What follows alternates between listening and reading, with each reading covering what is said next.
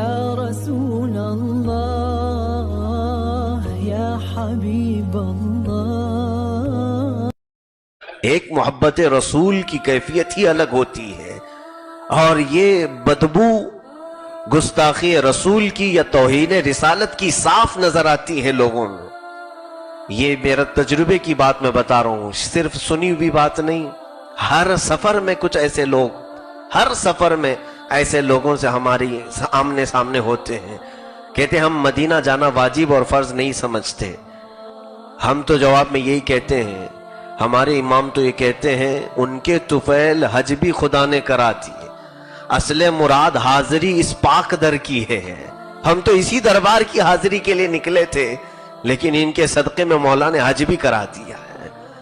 عزیزان گرامی وقار، چھوڑے ان لوگوں کی باتوں کو جو احسان فراموش ہیں.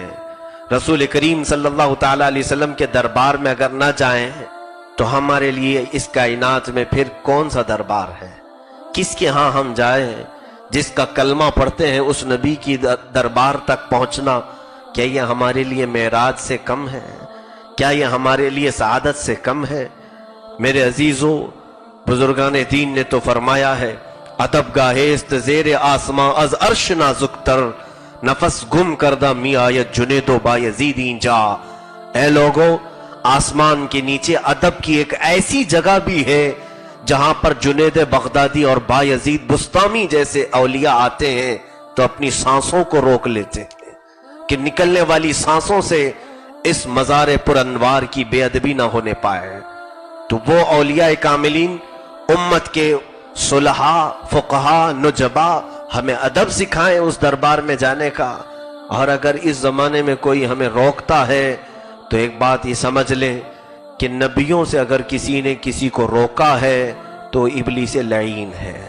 سب سے پہلا دشمن نبیوں کا وہ ابلیس لعین ہے جس نے آدم علیہ السلام کو سجدے سے انکار کیا. اور آج بھی رسالت کی بات جہاں بھی آئے، اگر توہین یا گستاخی کی بو محسوس ہوتی ہو، سمجھ لیں کہ یہ شکل تو انسانی ہے لیکن نفس شیطانی ہے. مکمل اس کا ظاہر اور باطن شیطانی ہے. عزیزان گرامی وقار، میں آپ کو بتاؤں، الحمدللہ ہماری تو کل کائنات میرے آقا کے قدموں میں ہے. رسول کریم صلی اللہ علیہ وسلم کے دربار تک پہنچنا ہم سمجھتے ہیں ہماری عبادتوں کی قبولیت کی سند ہے. حجاج کرام کے قافلے بھی جاتے ہیں، وہ اسی انتظار میں مکہ میں دن کاٹتے رہتے ہیں، پتہ نہیں حج کی عبادت ہماری قبول ہوئی کہ نہیں ہوئی. مدینے پہنچ جاتے ہیں، ایک بار میرے آقا لب ہلا دے تو ہماری عبادتیں قبول ہو جائیں گی. یہ ہماری بات نہیں، یہ ہمارے فتوے نہیں. قرآن کے اوراق کھولو اور قرآن میں پڑھو. اللہ رب العزت فرماتا ہے وَلَوْ أَنَّهُمْ إِذْ ظَلَمُوا أَنفُسَهُمْ جَاءُوكَ. اے رسول، جب یہ لوگ گناہ کر کے اپنے آپ کو آلودہ کر لیں، اپنی جانوں پر ظلم کریں، تو آپ کے دربار میں حاضر ہو جائیں، آپ کے دربار میں آ جائیں. جاؤک فاستغفر اللہ، آپ کے پاس آ کر کے اللہ کی بارگاہ میں بخشش طلب کریں. اتنا ہی نہیں، واستغفر لهم الرسول، اور رسول اگر ان کی سفارش کریں، لوجد اللہ توابا الرحیما، تو پھر وہ لوگ اللہ کو توبہ قبول کرنے والا، رحم کرنے والا پائیں گے. نبی کی دربار میں آئیں اور آقا اگر ان کی سفارش فرما دے. یہ آیت کریمہ 14 صدیوں پہلے تو نازل ہوئی تھی، لیکن اس کا حکم قیامت تک رہے گا. قیامت تک لوگ یہ کہتے ہیں کہ حضور کے دربار میں، حضور کی حیات ظاہری میں یہ حکم تھا کہ لوگ اگر گناہ کرتے تو حضور کے پاس آ جاتے، حضور ان کی سفارش کرتے تو اللہ تعالیٰ ان کی توبہ قبول کرتا. ایسی تفسیر کرنے والے نادان ہیں. ارے جاہلو، کیا یہ حضور صلی اللہ علیہ وسلم کے زمانے والے لوگوں کے لیے خصوصیت تھی کہ وہ نبی کے دربار میں جائیں؟ پھر ہم لوگ کیا کریں؟ اگر ہم سے گناہ ہو جائے ہم کہاں جائیں؟ تفسیر میں بڑے بڑے علماء کرام نے فرمایا قیامت تک آنے والا ہر میرے آقا کا امتی پہنچ سکتا ہے تو پہنچ جائے گناہ کرنے کے بعد، نہیں پہنچ سکتا تو جہاں ہے وہیں سے پکارے، اس کے نبی کی حاضری قبول کر لی جائے گی. یہ سمجھا جائے گا کہ وہ نبی کے دربار میں حاضر ہے اور وہ سفارش کے لیے میرے آقا سے بھیک مانگ رہا ہے. عزیزان گرامی وقار، اولیاء کاملین، امت کے صلحاء اور فقہاء نے بارگاہ رسالت مآب صلی اللہ علیہ وسلم میں ہمارے عبادتوں کی قبولیت کی سند کے متعلق جو تحریر فرمائی، چند باتیں میں آپ کو بتا دوں۔ حجاج کرام کا ایک قافلہ نکلا تھا حج کر کے، اس میں امیر لوگ تھے، بڑے بڑے پیسے والے حج کر کے جب مدینہ طیبہ پہنچے، ان امیروں کے ساتھ ایک خادم تھا خدمت کرنے کے لیے، اس کا نام برہ تھا، اور ہمیشہ پہلے بڑے بڑے مالدار، آج بھی ایسی ہوتا ہے، ہر ٹور میں ایک خدمت کرنے کے لیے ساتھ میں چلتا ہے، اس کا ویزا فری ہو جاتا ہے، اس کو ٹکٹ فری دے دیا جاتا ہے، اس کا کھانا پینا فری کر دیا جاتا ہے، کیونکہ بڑے لوگوں کی خدمت کے لیے آئے۔ ہر زمانے میں تھا۔ ایک زمانے میں کچھ حاجیوں کا قافلہ، بڑے امیر لوگوں کا، ایک غلام کو ساتھ میں لے کر کے چلے۔ وہ غلام بڑا عبادت گزار بھی تھا، پرہیزگار بھی تھا، حج کے ارکان اس نے بھی کر لیے، گیا تھا خدمت کے لیے، لیکن حج اس کا بھی ہو گیا۔ جب مدینہ طیبہ پہنچے تو ان امیروں نے تانا مارنا شروع کیا، کہا برہ تو نے تو اپنے پیسوں سے حج نہیں کیا، پیسے تو ہمارے تھے، بس ساتھ میں لگا رہا، تیرا بھی حج ہو گیا، لیکن پتہ نہیں تجھ جیسے کا حج قبول ہوگا کہ نہیں۔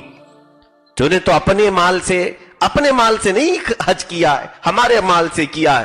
ایک غریب کو اس طرح تانا دینا امیروں کی طرف سے دل چھلنی ہو جاتا ہے۔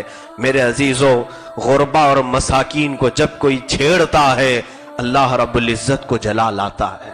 غربا کو تانا دینا، فقراء کو تانا دینا۔ برہ جو تھا خدمت گزار بھی تھا، ساتھ میں میرے مولا کا عبادت گزار بھی تھا، اور میرے آقا صلی اللہ علیہ وسلم کا فرمان بردار بھی تھا۔ اس کے دل پر ایک دھچکا سا لگا، میرے حج پر سوال آ گیا ہے، میرے حج کی عبادت کے بارے میں لوگ کہہ رہے ہیں۔ بس وہاں سے اٹھا اور روتا ہوا نکلا۔ یہ لوگ اس کو بلانے لگے، کسی کی نہیں سنا، سیدھے میرے آقا صلی اللہ علیہ وسلم کی قبر انور کے پاس آیا، یہ مدینہ طیبہ میں ہے، اور سارے لوگ اس کے پیچھے آئے، کسی کی نہیں سنا۔ جب وہ قبر اطہر کے پاس کھڑا ہوا تو دل بھر آیا، آنکھوں سے آنسوؤں کی لڑیاں جاری ہو گئی۔ کہا اے غریبوں کے غم گسار آقا، اے یتیموں کے ماوا و ملجا آقا، جب بھی کسی غریب نے پکارا ہے آپ اس کی مدد کے لیے جایا کرتے ہیں۔ آج آپ کے ایک امتی کو امیر لوگوں نے یہ کہہ کر کے تانا مارا ہے کہ تیرا حج ہوا بھی کہ نہیں ہوا۔ یا رسول اللہ صلی اللہ تعالی علیہ وسلم، آپ کے علاوہ ہمیں سند قبولیت کون عطا کر سکتا ہے؟ کون ہمارے متعلق بتائے گا کہ ہمارا حج قبول ہوا یا نہیں؟ وہ روتا جا رہا تھا قبر رسول کے پاس، دیکھنے والے شاہدین وہاں قبر کے پاس موجود تھے۔ یہ حضور پاک صلی اللہ علیہ وسلم کے وصال ظاہری کے بعد 300 سال کا عرصہ گزر چکا تھا، جب قبر انور کے قریب لوگ جایا کرتے تھے اور کمرہ کھولا بھی جاتا تھا۔ قبر اطہر کے پاس کھڑا رہا، روتا رہا۔ عین اسی وقت دیکھنے والوں کی نگاہوں نے دیکھا، قبر پاک شق ہوئی، تھوڑی سی پھٹی، اور قبر انور سے ایک چٹھی برآمد ہوئی جس پہ لکھا ہوا تھا برہ بریء من النار وقبل الحج، برہ جہنم سے آزاد ہے اور اس کا حج قبول ہو چکا ہے۔ اٹھایا، آنکھوں سے بوسہ دیا، اور وہ اکیلا ہوتا تو لوگ کہتے کہ کہیں سے لے آیا ہوگا۔ ہزاروں کی آنکھوں نے دیکھا کہ ایک غریب نے جب پکارا ہے تو قبر اطہر سے بھی چٹھی باہر آئی ہے۔ حضور کی وفات کے 300 سال کے بعد میرے عزیزوں، لوگ آج کہتے ہیں کہ کیوں جائیں مدینے؟ اللہ کے حبیب صلی اللہ علیہ وسلم نے فرمایا من حج ولم یزرنی فقد جفانی، او کما قال النبی صلی اللہ علیہ وسلم۔ اس حدیث پر اگرچہ کلام ہو مگر معنن میں صحیح سمجھتا ہوں، جس نے حج کیا حضور فرماتے ہیں اور میری زیارت نہیں کی، اس نے مجھ پر ظلم کیا، اس نے مجھ پر ظلم کیا۔ اور دوسری حدیث پاک صاف ہے من زار قبری وجبت لہو شفاعتی، جس نے میری قبر کی زیارت کی اس پر میری شفاعت واجب ہو گئی۔ اللہ شفاعتی کا پہننے کے واسطے شہر امم کی زیارت کریں گے ہم۔ عزیزان گرامی، بارگاہ رسالت مآب صلی اللہ علیہ وسلم میں پہنچ جانا ایک عاشق رسول کی معراج ہوتی ہے۔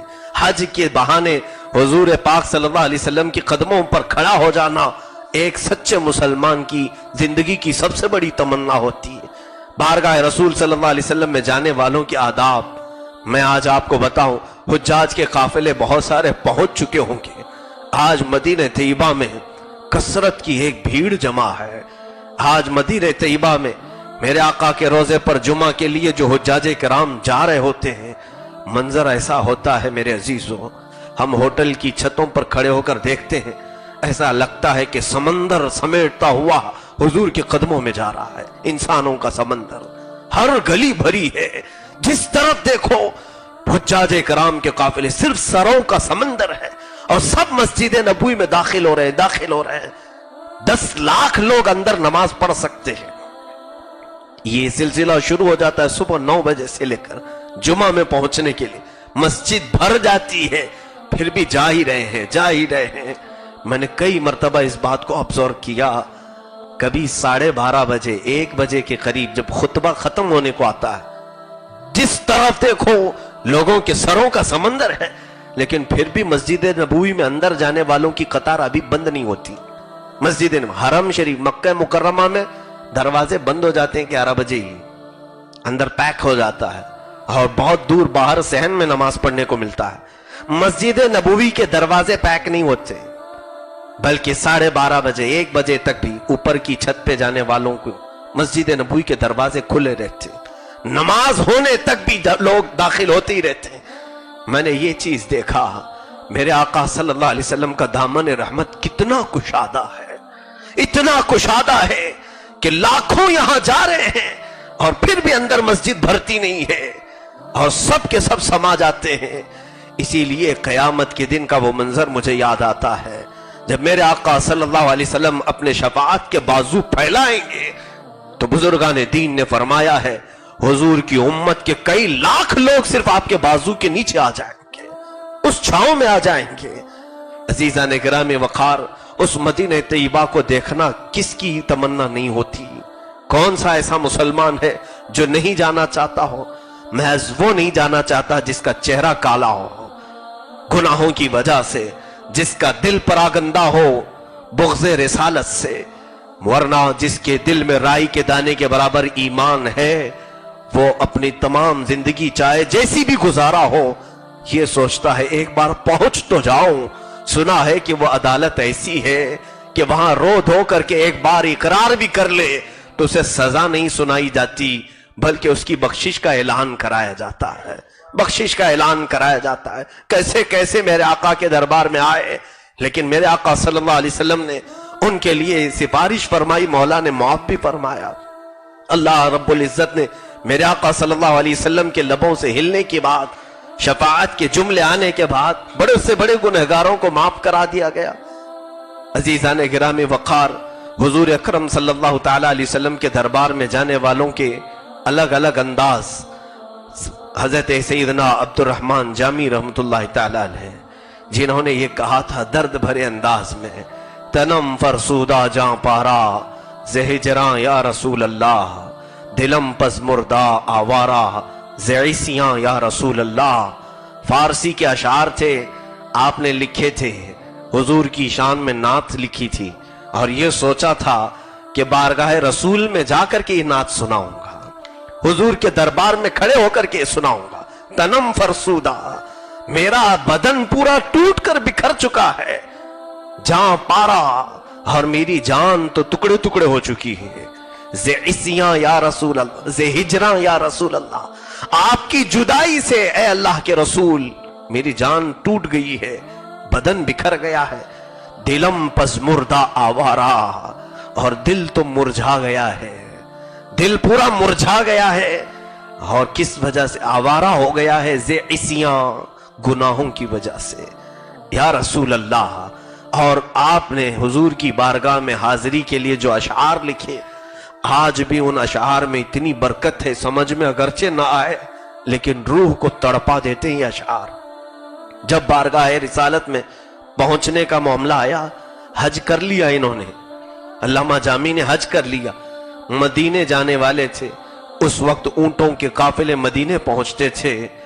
شریف مکہ جو مکہ کے گورنر تھے، اس وقت جو حاکم مکہ تھے، ان کے خواب میں میرے آقا صلی اللہ علیہ وسلم تشریف لائے اور کہا دیکھو کل مدینے آنے والے جو حاجی ہیں ان میں ایک چہرہ ہے جس کا نام عبد الرحمن جامی ہے، اسے مدینے آنے سے روک دینا، اسے مدینے آنے سے روک دو۔ شریف مکہ ایک پرہیزگار انسان ہے، ایک عابد و زاہد شخص تھے، عاشق رسول بھی تھے۔ دوسرے دن جو حاجیوں کے قافلے مدینے کے لیے نکلے تو سارے حاجیوں میں انہوں نے تلاش کیا تو دیکھا جو خواب میں چہرہ بتایا گیا تھا وہ علامہ جامی کا، عبد الرحمن جامی، وہ بھی رخت سفر باندھے مدینہ طیبہ کے لیے نکلنے میں جھوم رہے تھے۔ شریف مکہ نے اپنے سپاہیوں کو آرڈر دیا کہ ان کو پکڑو اور منع کر دو، نہیں جا سکتے تم مدینے۔ ان کو روک دیا گیا۔ انہوں نے پوچھا وجہ کیا ہے؟ کہا وجہ نہیں بتا سکتے ہم، آپ نہیں جاؤ گے، نہیں جانے دیا گیا۔ ہو ایک عاشق رسول کے لیے مدینہ سے دور کر دینا، یہ تو ایسا لگتا ہے جیسے کہ عاشق رسول نے کہا ہے طیبہ سے نکلنا کسی عاشق سے پوچھئے، ایسا لگے کہ روح بدن سے نکل گئی۔ علامہ جامی کو روک دیا۔ رات بھر بے قراری اور بے چینی سے آپ تڑپتے رہے۔ آپ نے سوچا کہ جانے کا کوئی تو راستہ، کیونکہ حکام اگر روک دیں، تخت پر جو لوگ ہیں وہ اگر روک دیں حکومت والے، تو پھر بڑا مشکل ہو جاتا ہے۔ آج بھی ایسے حالات آ جاتے ہیں۔ علامہ جامی نے ایک اونٹ والے کو بلایا اور کہا کہ دیکھ میں تجھے جتنے پیسے چاہیے دے دیتا ہوں، تیرے اونٹوں پر جو تو سامان رکھتا ہے سامانوں کی کسی گونی کے اندر مجھے بھی ڈال دے اور اوپر سے گونی کا منہ بند کر دے، سل کر کے سامانوں کے اندر ڈال کر مجھے لے چل، مدینے جانے کے بعد کھول دینا۔ اپنے آپ کو باندھ لیا، ہاتھوں پیروں کو گونی میں اس اونٹ والے نے آپ کو ڈال دیا، اوپر سے رسی سے سل دیا اور سامانوں میں جو لدا ہوا تھا اونٹ اس میں ڈال کر کے رکھ دیا۔ کسی کو خبر نہیں، پتہ نہیں، لیکن اس مصطفیٰ کریم صلی اللہ علیہ وسلم کو پل پل کی خبر ہے۔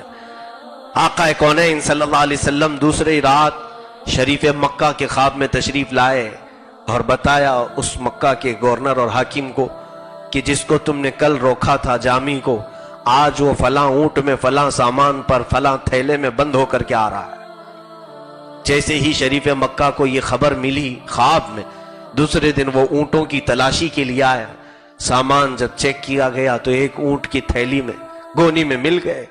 کھولا تو آپ نے سامنے کھڑے ہونے کے بعد شریف مکہ نے جلال کا اظہار کیا، بہت برہم ہوا، کہا تمہیں کل روکا گیا تھا۔ شریف مکہ کو یہ بھی نہیں معلوم تھا کہ کیوں روکا جا رہا ہے، اور اس کے بعد اٹھا کر کے سیدھے جیل میں بند کر دیا۔ کہا تجھ جیسا انسان مدینہ جانے کے قابل نہیں ہے، تو نہیں جا سکتا، اور بہت کچھ سنا دیا، سخت جملے، اور کہا کہ تو نے یہ جو حرکت کی تجھے جیل ہوگی، جیل میں ڈال دیا۔ اور جب علامہ جامی نے پوچھا کہ میں نے قصور کیا کیا ہے، گناہ کیا ہے، تو آخر میں شریف مکہ نے کہہ دیا کہ میں نے نہیں، رسول اللہ نے روکا ہے۔ اللہ اکبر۔ علامہ جامی کے متعلق فرمایا گیا بسمل کی طرح زمین پر تڑپنے لگے کہ مجھ سے قصور کیا ہو گیا، خطا کیا ہو گئی، اور بے اختیار رونے لگے۔ تو تیسری رات تھی، شریف مکہ کے خواب میں میرے آقا صلی اللہ علیہ وسلم تشریف لائے۔ کہا کہ تو نے اس کے ساتھ کیا کیا، جامی کے ساتھ؟ کیا تو نے اسے جیل میں بند کر دیا؟ کیا تو نے اسے سخت جملے سنائے کہ وہ مدینہ آنے کے لائق نہیں؟ سنو، میں اسے اس لیے روک رہا تھا کہ اس نے ایک نعت لکھی ہے اور وہ میری قبر کے پاس آ کر سنانے والا ہے۔ اگر وہ نعت میری قبر کے پاس سنائے گا تو مجھے میری قبر سے اٹھ کر کے کھڑا ہونا پڑ جائے گا، اور یہ قانون فطرت کے خلاف ہے۔ مجھے قبر سے باہر آنا ہوگا اس لکھی ہوئی نعت کو سننے کے لیے۔ قانون فطرت کے خلاف ہے کہ قبر میں جانے کے بعد ظاہری طور پر سب کی آنکھوں کے سامنے میں آ جاؤں۔ اللہ اکبر۔ یہ مقام و مرتبہ سنتے ہی جھنجھلا کر کے شریف مکہ اٹھ گئے، بیدار ہوئے، فوراً آیا جیل میں، دروازہ کھولا، ان کے قدموں کو بوسہ لیا، کہا مجھ سے بڑی خطا ہوئی، میں آپ کی قدر و منزلت کو نہیں پہچانا۔ اور پھر اللہ کے حبیب صلی اللہ تعالی علیہ وسلم کی بارگاہ سے آئی ہوئی بات کو سنایا کہ ہم نے سنا ہے آپ نے کوئی نعت لکھی ہے، اور اللہ کے حبیب صلی اللہ علیہ وسلم نے فرمایا کہ وہ آپ ان کی قبر اطہر کے پاس بلند آواز سے نہ پڑھیں۔ علامہ جامی اس وقت رقص کرنے لگ گئے، اور پھر کچھ اشعار اور بھی لکھے ہیں آپ نے، اور کہا کہ نہ پڑھنے کا حکم آیا، یہ بھی میرے لیے کیا کم ہے کہ میری نعت میرے آقا تک پہنچ چکی ہے۔ کہا چو بازوئے شفاعت کشرا کشائی بر گنہگاراں مکن محروم جامی را دراں یا رسول اللہ۔ اے اللہ کے رسول، جب قیامت کے دن آپ اپنے شفاعت کے بازو پھیلائیں گے گنہگاروں پر، اس دن مجھے آپ محروم نہ کریں میرے آقا۔ پھر آپ گئے بھی، زیارت بھی کیے، نعت آپ نے نہیں پڑھی۔ بارگاہ رسول میں حاضر ہونے والے ایسے لوگ بھی ہیں، ایسے علماء بھی ہیں، ایسے عشاق بھی ہیں۔ ہمارے امام کو دیکھیں، امام اعظم ابو حنیفہ رحمۃ اللہ علیہ، آپ نے ایک قصیدہ لکھا تھا، یا سید السادات جئتک قاصدا ارجو رضاک فلا تخیب مقصدی، اور ایک شعر میں لکھا ارجو رضاک واحتمی بحماک۔ اے سید السادات، اے آقاؤں کے آقا، میں آپ کے دربار میں حاضر ہو رہا ہوں آپ کی خوشنودی اور آپ کی خوشی حاصل کرنے کے لیے، آپ کی حمایت حاصل کرنے کے لیے۔ وہ بھی قصیدہ ہے امام اعظم ابو حنیفہ کا، لکھ کر کے مدینے آئے، کسی کو نہیں سنایا، کسی کو نہیں بتایا۔ ان کا بھی یہی مقصد تھا کہ بارگاہ رسالت میں پہنچ کر کے سناؤں گا۔ صبح صبح کا وقت ہے، فجر کا وقت، بارگاہ رسول صلی اللہ علیہ وسلم میں پہنچ رہے ہیں۔ مسجد نبوی سے اذان ہوئی، اذان کے بعد جو مؤذن ہے میزنا پر کھڑے ہو کر جہاں سے اذان دی جاتی ہے یہ پڑھنے لگا، یا سید السادات جئتک قاصدا ارجو رضاک فلا تخیب مقصدی۔ امام اعظم ابو حنیفہ کے کان کھڑے ہو گئے، یہ میرے اشعار ہیں، مسجد نبوی کا مؤذن کیسے پڑھ رہا ہے، اسے کیسے خبر ہوئی؟ آپ نے پورے اشعار سنے، اس کے بعد مؤذن کو آ کر پکڑ لیا اور کہا، یہ اشعار تیرے ہیں، تو نے لکھے ہیں، یہ کہاں سے پڑھا؟ وہ کہتا ہے مجھے معلوم نہیں، کل خواب میں نے حضور پاک کی زبان سے یہ سنا ہے، میں نے رسول کریم صلی اللہ علیہ وسلم سے سنا، اور پھر جتنے یاد تھے وہ میں نے یاد کر لیا، آج میں نے سوچا کہ اذان کے بعد پڑھ دوں۔ امام اعظم ابو حنیفہ رحمۃ اللہ تعالی علیہ غش کھا کر کے گر گئے، اور جب ہوش آیا تو بارگاہ رسول کی طرف متوجہ ہو کر کے عرض کیا کہ آقا، کیا ہم جیسوں کے بھی اشعار آپ تک پہنچ جاتے ہیں؟ رسول کریم صلی اللہ تعالی علیہ وسلم قبول فرماتے ہیں۔ عزیزان گرامی، حدیثیں پڑھو، کیوں نہیں آقا کے دربار میں جانے کی تمنا ہوگی ایک مسلمان کو؟ حضور فرماتے ہیں، تم میں سے جب بھی کوئی میرے پاس آتا ہے، مجھے سلام کرتا ہے، تو میں اسے بھی پہچانتا ہوں اور اس کے باپ کو بھی جانتا ہوں، اس کے باپ کے نام سے اسے پہچانتا ہوں، اور جب کوئی مجھے سلام کرتا ہے تو میں اس کے سلام کا جواب بھی دیتا ہوں، اس کے سلام کا جواب بھی دیتا ہوں۔ آج رسول کریم صلی اللہ علیہ وسلم کے دربار میں لاکھوں کی تعداد میں حجاج پہنچے ہوئے ہیں۔ عزیزان گرامی، جب بھی مدینے کا تذکرہ آتا ہے جذبات بے قابو ہو جاتے ہیں۔ خاص طور پر میں خود بھی یہ سوچتا ہوں، یہ زندگی ہے بھی کیا؟ یہاں پر جینا، یہاں پر جی کر کے بھی موت کے برابر ہے، اور وہاں مر جانا بھی جینے کے برابر ہے۔ وہاں کی خاک میں مل جانا یہ حیات جاودانی ہے۔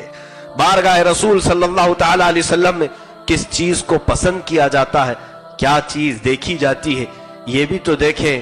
آج حاجیوں سے میں گزارش کروں گا، اگر میرا پیغام ان تک پہنچتا ہے یا حج پر جانے والے ہو، خبردار اے حجاج کرام، تم بارگاہ رسول میں جا رہے ہو، میرے آقا کے ہر دربار کے لگے ہوئے ہر ذرے کا بھی ادب کرنا، وہاں کے ٹکڑوں کا ادب کرنا۔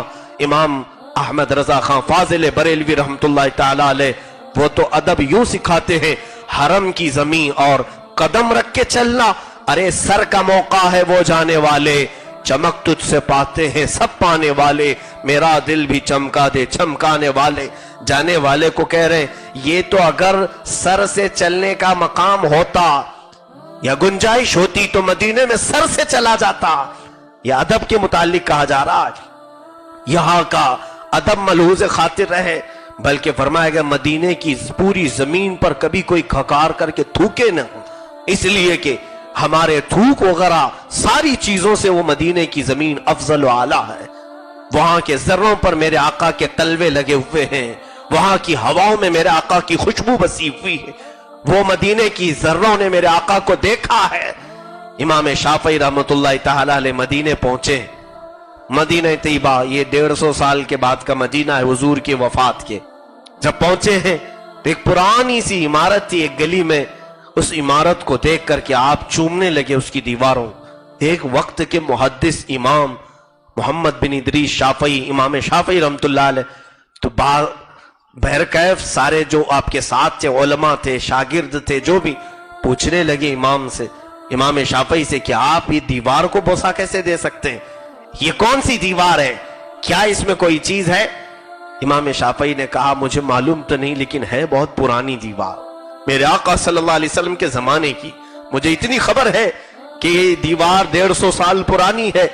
تو میرا وجدان، دل یہ کہتا ہے کہ کبھی حضور یہاں سے گزر رہے ہوں گے، میرے آقا کا جبہ لگ گیا ہوگا، حضور کا لباس لگ گیا ہوگا، میرے لیے اتنی نسبت بھی کافی ہے، میں اس دیوار کو بوسا دے رہا ہوں. تو لوگوں نے کہا امام شافعی سے کہ کیسی بات کر رہے ہیں آپ، کیسا ہو سکتا ہے؟ حضور پاک صلی اللہ تعالی علیہ وسلم کیا اس طرح دیواروں سے لگ کے چلتے تھے؟ کیا گھروں سے لگ کے چلتے تھے؟ جبہ لگنے کی بات ہی نہیں ہوتی. میرے آقا صلی اللہ علیہ وسلم راستے پر چلتے تھے. امام شافعی نے فرمایا کوئی بات نہیں، میرے آقا کا لباس نہ لگا ہو، لیکن یہ تو ہوگا کہ حضور نے کبھی دیکھا ہوگا، حضور کی نظر تو پڑی ہوگی، میرے لیے وہ نسبت بھی کافی ہے. پھر کسی شاگرد نے پوچھا امام آپ ہی تو کہتے ہیں جب میرے آقا گزرا کرتے ہیں تو نگاہیں نیچی کر کے جاتے ہیں، ہو سکتا ہے کبھی حضور نے دیکھا ہی نہ ہو، اس دیوار کو نظر پڑی ہی نہ ہو. امام شافعی رحمت اللہ علیہ کا عشق اب جلال میں آیا اور کہنے لگے لوگوں، حضور کا جبہ نہ لگا کوئی بات نہیں، حضور کی نظر نہ پڑی کوئی بات نہیں، اتنا تو تم مانتے ہو اس دیوار نے میرے آقا کو دیکھا ہوگا، میرے لیے یہ بھی نسبت کافی ہے، یہ بھی نسبت کافی ہے. وہ ائمہ اطہار نے ہمیں آداب مدینہ سکھائے ہیں، بارگاہ رسول میں جانے کے ادب ہمیں سکھائے ہیں. عزیزان گرامی وقار، امام اعظم ابو حنیفہ رحمت اللہ تعالی علیہ 3 دن سے زیادہ مدینے میں رکتے نہیں تھے. لوگ سوال کرتے کہ آپ چلے جاتے ہیں اتنی جلدی؟ فرماتے ہیں کہ بشریت کا تقاضا ہے، مجھے جانا پڑتا ہے. وجہ یہ ہے کہ جب تک میں مدینے میں رہتا ہوں وضو نہیں توڑتا، وضو نہیں ٹوٹتا، نہ میں یہاں استنجا پخانے یا دیگر معاملات کو کرتا ہوں. اور بشریت کا تقاضا یہ ہے کہ میں 3 دن تک سنبھال سکتا ہوں، اور جب مجھ سے برداشت نہیں ہوتا تو میں مدینے سے باہر چلا جاتا ہوں. مدینے کے آداب میں ان ائمہ اکرام نے تو اتنا حد تک ہمیں ادب سکھایا ہے. اور آج جانے والوں کا حال یہ ہے کہ لوگ ظاہری وہاں کے حالات دیکھنے کے لیے روڈ کتنے اچھے بنائے ہیں، بلڈنگیں کتنی بلند بنائی، ارے کاریں دیکھو کیسی چمچماتی ہوئی ہیں، یہی سارے مظاہر دیکھنے کے لیے حاجی وہاں پہنچ رہا ہے. حد تو کر دیا آج حاجیوں نے کہ مسجد نبوی شریف میں داخل تو ہو جاتے ہیں، اور جب میرے آقا صلی اللہ علیہ وسلم کے دربار میں سلامی پیش کرنے کا وقت آتا ہے، وہ کیسا عظیم مقام ہے جہاں کائنات کے آقا آرام فرما ہے. جس وقت آپ کا جالیوں کے سامنے جانا ہوتا ہے، ایک بڑا سا سوراخ ہے جس کو مواجہ اقدس کہا جاتا ہے، جہاں سے میرے آقا صلی اللہ علیہ وسلم اپنی قبر اطہر سے سیدھے سامنے والے کی طرف دیکھ رہے ہیں. جو بھی گزرتا ہے وہاں پہنچتا ہے، اس کا چہرہ میرے آقا کے چہرے کے سامنے ہو جاتا ہے. وہ کیسا ادب کا مقام ہونا چاہیے، بدن کے اندر رونگٹیں کھڑے ہو جانی چاہیے، بلکہ ہمارے پاس اٹھانے والا چہرہ تک نہیں ہوتا. لیکن کچھ لوگوں کو دیکھ کر مجھے بڑا قلق ہوتا ہے، درد ہوتا ہے. اس مقام پر بھی ویڈیو جاری ہوتی ہے اور کال لگا کر کے اپنے گھر والوں کو دکھا رہے ہوتے، ایک ہاتھ میں چپل پکڑی ہے، دوسرے ہاتھ میں ویڈیو، یا تو پھر کبھی حضور کی طرف پیٹ کر کے سیلفیاں لینا کہ دیکھو میرے پیچھے جالیاں ہیں، یہ دیکھو میرے پیچھے مواجہ اقدس ہے. یہ موبائل کی بلا نے تو ہمیں آداب سے عاری کر دیا ہے. میں تو سمجھتا ہوں قرآن نے کہا یا ایھا الذین آمنوا لا ترفعوا اصواتکم فوق صوت النبی ولا تجہروا له بالقول کجہر بعضکم لبعض ان تحبط اعمالکم وانتم لا تشعرون. اے ایمان والو، نبی کے سامنے اپنی آوازیں بلند مت کرو اور نہ ان کو ایسے پکارو جیسے آپس میں پکارتے ہو. ان قریب تمہارے سارے اعمال ضائع کر دیے جائیں گے اور تمہیں خبر بھی نہ ہوگی. بلکہ بعض روایات میں ہے جس نے بارگاہ رسول میں بے ادبی کی اس کا ایمان بھی چلا گیا، اس کا ایمان بھی ختم ہوا. اگر یہاں جانے کے بعد یہی کیفیت کرنی ہے تو میں سمجھتا ہوں لوگوں کو شاید ایسا لگتا ہو کہ ہم کسی گھومنے پھرنے کی جگہ آئے، کیا کسی پکنک پوائنٹ میں آئے، کیا یہاں آپ हुजूर पाक सल्लल्लाहु ताला अलैहि वसल्लम की जालियों को अपने लिए लहव व लइब की जगह समझते हैं। अजीजा ने गिरामी वक़ा, मोबाइल तक हाथ पहुंचना तो दूर की बात है, जब बंदे को ये मालूम है कि मैं सर के बाल से लेकर पैर के नाखून तक गुनाहों में डूबा हुआ हूं, हाथ उठाने की हिम्मत नहीं होती, दूसरे काम करने की बात तो छोड़ें। जाहिर जब वहां पर लोगों ने इस तरह के हरकत शुरू किए हैं तो एक बात याद रखें, अल्लाह का जलाल भी उन पर तारी होगा। जानते हैं आप, ये आयत जो मैं बता रहा हूं सूरह हुजरात की, जिसमें ये फरमाया अल्लाह ने हुजूर की बारगाह में बुलंद आवाज से ना पुकारो। एक सहाबी थे जिनको कम सुनाई देता था, हजरत कैस। जिसको कम सुनाई देता है वो जोर से बोलता है, पूछता है, वो बेअदबी के लिए नहीं। देखना किसी भी कम सुनने वाले को जोर से बोलता है। हुजूर पाक सल्लल्लाहु अलैहि वसल्लम के पास वो जोर से पूछते थे, क्या फरमाया आका आपने? अल्लाह को ये भी पसंद नहीं आया और आयत नाजिल फरमा दी। वो 40 दिन तक अपने घर में रोते रहे कि मेरे बारे में आयत आ गई है। अल्लाह रब्बुल इज्जत ने नाराजगी का इजहार फरमाया है, हालांकि उनके साथ उज्र था कानों का। वो सहाबी थे जो दुनिया के सबसे अच्छे इंसानों में से थे नबियों के बाद। उन पर जब अल्लाह तबारक व तआला का ये इताब आ सकता है तो जो वहां जाकर के ऐसी हरकतें करते हैं, एक तरफ चप्पल एक तरफ वीडियो, अल्लाह की पनाह, उनके साथ कौन सा जलाले इलाही आने वाला है। मेरे अजीजों, जाओ तो ऐसे अदब के साथ जाओ कि सर से लेकर पैर तक अदब में मलबूस हो जाओ। बारगाह रिसालत में एक ही तस्वुर रहे कि मेरे आका मेरी तरफ देख रहे हैं, मैं सुनाऊंगा मेरे आका को। और इमाम अहले सुन्नत ने कितने अशार वहां पहुंचने के बाद अर्ज किए हैं, तुझसे जो मुंह छुपाऊं तो करूं किसके सामने, क्या और किसी से तवक्को नजर की है? रसूल करीम सल्लल्लाहु अलैहि वसल्लम के दरबार में हमें अपने दुखड़े सुनाने के लिए पहुंचते हैं, हम अपने गम की दास्तानें, हम अपने बिपता सुनाने के लिए पहुंचते हैं। अजीजा ने गिरामी वक़ार, एक खातून के मुतालिक हमने पढ़ा था, औरतों में जो हज के लिए जाते हैं उनको भी हुजूर की बारगाह में जियारत का मौका दिया जाता है। पीछे का हिस्सा जालियों के, वहां औरतें हाजिर होती हैं। एक बड़ी उम्र की खातून किसी गांव से आई हुई थी और वो जब बारगाह रसूल में पहुंची तो देखा कि औरतें नकाब पोश, शायद आलिमाएं होंगी, बहुत सारी मुबल्लिगाएं होंगी, पढ़ी लिखी औरतें होंगी। वो हुजूर पाक सल्लल्लाहु अलैहि वसल्लम के पास अदब से खड़ी होकर सलाम पेश कर रही थी।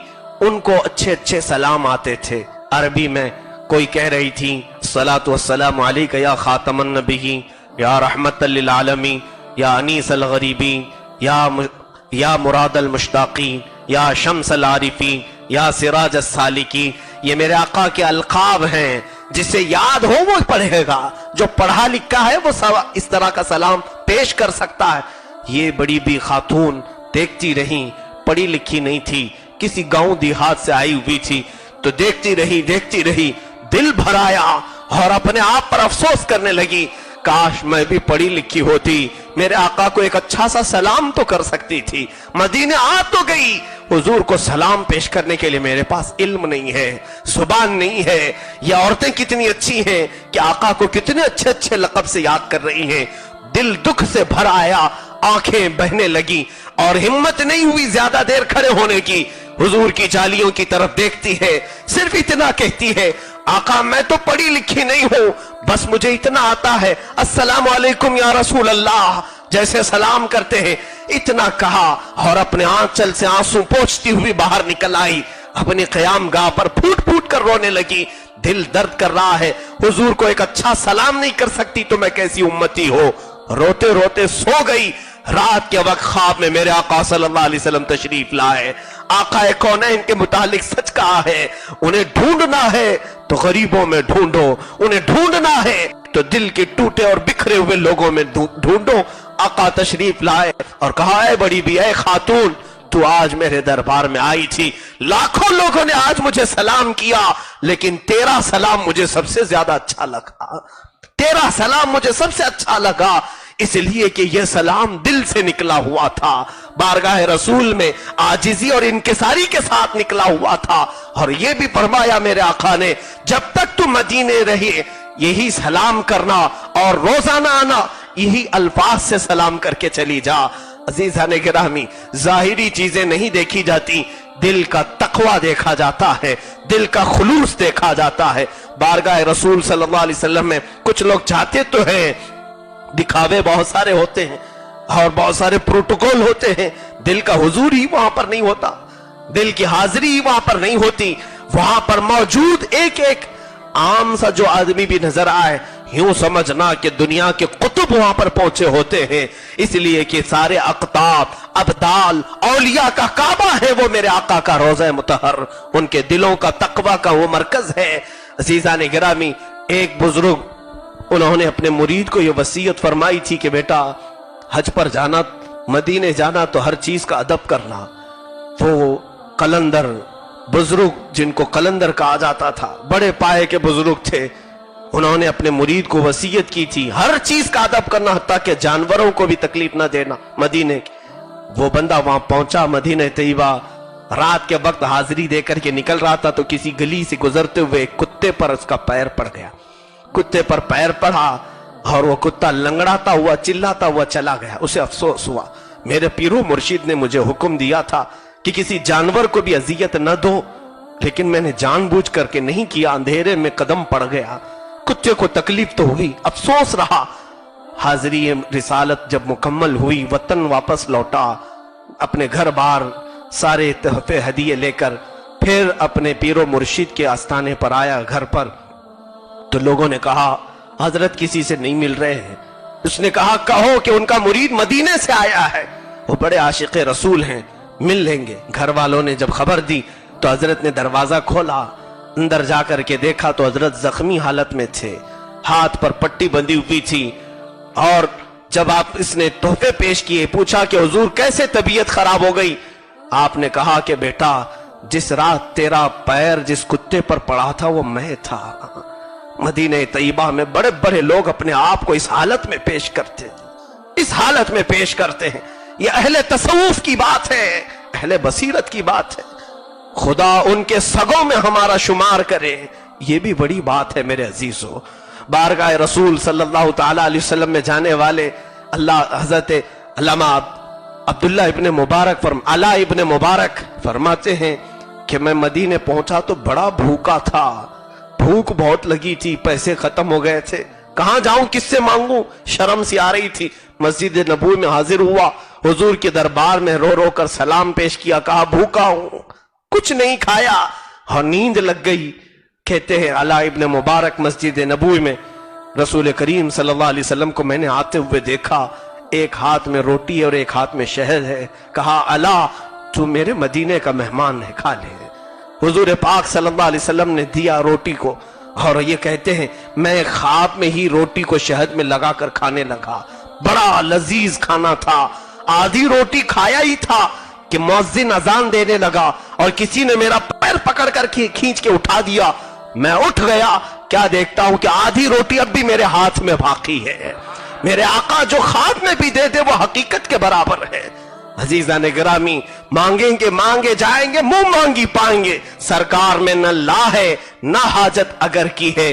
حضور اکرم صلی اللہ تعالی علیہ وسلم کے دربار میں پہنچنے والوں کے لیے میں نے ساری چیزیں بتا دی ہیں کہ پہنچنے والا ادب بھی ملحوظ رکھے اور یہ سوچ کر کے جائے کہ مجھے جو بھی ملے گا میرے مولا سے وہ اسی دربار سے ملے گا۔ بخدا خدا کا یہی ہے در، نہیں اور کوئی مفر مقر جو وہاں سے ہو، یہی آ کے ہو، جو یہاں نہیں تو وہاں نہیں۔ وہ کمال حسن حضور ہے کہ گمان نقص جہاں نہیں، یہی پھول خار سے دور ہے، یہی شمع ہے کہ دھواں نہیں۔ تیرے آگے یوں ہے دبے لچے فصحا عرب کے بڑے بڑے، فصحا عرب کے بڑے بڑے، کوئی جانے منہ میں زبان نہیں بلکہ جسم میں جان نہیں۔ یا رسول اللہ کروں تیرے نام پہ جان فدا، نہ بس ایک جان دو جہاں فدا، دو جہاں سے بھی نہیں جی بھرا، کروں کیا کروڑوں جہاں نہیں۔ آقا کے دربار میں ایک عاشق رسول کو پڑھو، امام اہل سنت فاضل بریلوی کو پڑھو، تمہارے عشق میں اور اضافہ ہوتا جائے گا، محبت بڑھتی جائے گی۔ ایرے غیرے کی بات سنو گے تو دربار رسول سے دور ہوتے چلے جاؤ گے، پھر حاضری کا کبھی شوق بھی نہیں آئے گا۔ آج ظاہر سی بات ہے آدھے گھنٹے کا بیان سننے کے بعد دل مچلنے لگتا ہے. آپ کا بھی ہوگا, میرا بھی ہوگا. بولنے کے بعد بھی مدینہ ذہن میں گردش کرنے لگ جاتا ہے, وہاں کی گلیاں آنکھوں میں آنے لگ جاتی ہیں, ہرا ہرا گنبد ہمیں نظر آنے لگتا ہے. کیا یہ بیان کے بعد جب یہ کیفیت طاری ہو سکتی ہے تو کسی سچے عاشق رسول کے خدمت میں بیٹھے, یقین جانو کہ وہ تمہیں بند آنکھوں کے بعد سیدھے مدینے پہنچا دیتا ہے. اسی لیے میرے عزیزوں, گستاخوں کی صحبت سے بچو, توہین رسالت کرنے والوں سے اپنے آپ کو دور رکھو. بارگاہ رسول صلی اللہ علیہ وسلم میں تمہاری مقبولیت بھی ہوگی. خدا ان کے دربار تک پہنچائے حاجی کے لیے یہی سب سے بڑی سعادت ہے. آج حجاج کرام جا رہے ہیں, جو نہیں گئے اب تک میری ان سے بھی گزارش ہے کہ ہندوستان کے ماحول, ہندوستان کے حالات, ہم غریب مسلمانوں کے حالات, یہ سب جا کر کے میرے آقا کو سنائیں. حضور اکرم صلی اللہ علیہ وسلم کے دربار میں ہمارے حالات پیش کرے اور حضور اکرم صلی اللہ علیہ وسلم کی بارگاہ میں بھیک مانگیں کہ ہمارے حالات کو مولا صحیح کر دے. اس لیے آج ہمارے حالات بگڑے ہیں کہ ہم نبی سے دور ہوئے ہیں, ان کی سنتوں کو دور چھوڑ چکے ہیں. ان کے جو ہم غلام تھے, خلق کے پیشوا رہے, ان سے پھرے, جہاں پھرا پھرائی کمی وقار میں. اور یہ جو کچھ بھی آج حالات ہیں, اللہ رب العزت کی طرف سے حکم یہی آیا ہے قرآن میں, فَلْيَحْذَرِ الَّذِينَ يُخَالِفُونَ عَنْ أَمْرِهِ أَن تُصِيبَهُمْ فِتْنَةٌ أَوْ يُصِيبَهُمْ عَذَابٌ أَلِيمٌ. اے لوگوں, چاہیے کہ تم ڈر جاؤ میرے نبی کی مخالفت کرنے سے. جو نبی کی مخالفت کرے گا یا تو اسے اللہ فتنوں میں مبتلا کرے گا یا دردناک عذاب میں مبتلا کرے گا. آج دیکھو میرے عزیزو, ہزاروں فتنے ہمارے درمیان ہیں, ہزاروں طرح کے عذابات آ رہے ہیں. یہ صرف اور صرف واحد سبب یہی ہے کہ ہم اس مدینے کے دربار سے دور ہو رہے ہیں, اس نبی کی ذات سے دور ہو رہے ہیں. قریب ہونے کا مطلب یہ نہیں کہ تم فلائٹ کا ٹکٹ نکالو اور مدینے چلے جاؤ اور پہنچ جاؤ. نہیں, قریب ہونے کا مطلب یہ ہے اس نبی کی تعلیمات سے قریب ہو جاؤ, اس کے اخلاق سے قریب ہو جاؤ, اس نبی کی سنتوں سے قریب ہو جاؤ. پھر چاہے تم جہاں بھی رہو گے یوں سمجھ لو کہ دربار رسول میں تم حاضر ہو, دربار رسول میں حاضر ہو. علامہ شیخ عبدالحق محدث دہلوی رحمت اللہ علیہ فرماتے ہیں, وہ مدینہ طیبہ میں رہتے تھے, انہیں حکم دیا علماء نے کہ آپ چلے جائیں علم حدیث کو پھیلائیں. کہا نہیں, میں مدینہ چھوڑ کر کہیں نہیں جاؤں, مدینہ چھوڑ کر میں کائے کے لیے جاؤں. تو پھر خواب میں میرے آقا صلی اللہ علیہ وسلم تشریف لائے اور کہا, اے عبدالحق تم ہند کی طرف جاؤ, ہندوستان جاؤ, علم حدیث کو پھیلاؤ. تو جب حضور کی طرف سے حکم آیا تو رونے لگے خواب میں کہ آقا آپ کا مدینہ چھوٹ جائے گا, آپ کا دربار چھوٹ جائے گا. میں آپ کی حدیثوں کی نشر و اشاعت تو کروں گا لیکن مدینے سے دور ہو جاؤں گا. رسول کریم صلی اللہ علیہ وسلم نے انہیں خواب میں فرمایا, عبدالحق دنیا کے کسی خطے میں بھی جاؤ, اگر تم میرے دین کا کام کرتے رہو گے میں روزانہ تمہیں اپنی زیارت سے مشرف کراؤں گا. علامہ عبدالحق محدث دہلوی فرماتے ہیں, حضور کی اتنی بات میرے لیے کافی تھی. ہندوستان آیا اور لوگوں کو دن بھر حدیث پڑھاتا تھا, عشاء کے بعد جیسی بیٹھتا تھا آنکھ بند کرتا تھا, میرے آقا سامنے تشریف لاتے تھے, حضور اکرم صلی اللہ علیہ وسلم کی روزانہ زیارت کرتے تھے. علامہ عبدالحق محدث دہلوی رحمت اللہ علیہ. میرے کہنے کا مطلب یہ ہے میرے عزیزو, ہم دور بھی ہیں تو حضور کے قریب ہونے میں صرف ایک ہی فاصلہ ہے, وہ ہے حضور کی تعلیمات, حضور کے اخلاق, حضور کی سنتیں. آج اپنا کر کے دیکھ لو, میرے آقا پھر تشریف لائیں گے, حضور اکرم صلی اللہ علیہ وسلم تمہیں پھر اپنے قریب بلائیں گے. مدینہ طیبہ پہنچنے کے لیے بارگاہ رسول صلی اللہ تعالی علیہ وسلم میں بھی التجا کرو اور رب ذوالجلال کے حضور بھی یہی اللہ کی بارگاہ میں بھیک مانگو کہ مولا جو کچھ تو نے دنیا میں دیا ہے سب بہت ہے, مولا صرف ایک ہی التجا ہے, ایک تمنا ہے, الہی الہی الہی دکھا دے مدینہ وہ کیسی بستی ہے جہاں پر رات دن مولا تیری رحمت برستی ہے, جہاں پر رات دن مولا تیری رحمت برستی ہے. عجب رنگ پر ہے بہار مدینہ, عجب رنگ پر ہے بہار مدینہ, کہ سب جنتیں ہیں نثار مدینہ. رہے ان يا شفيعنا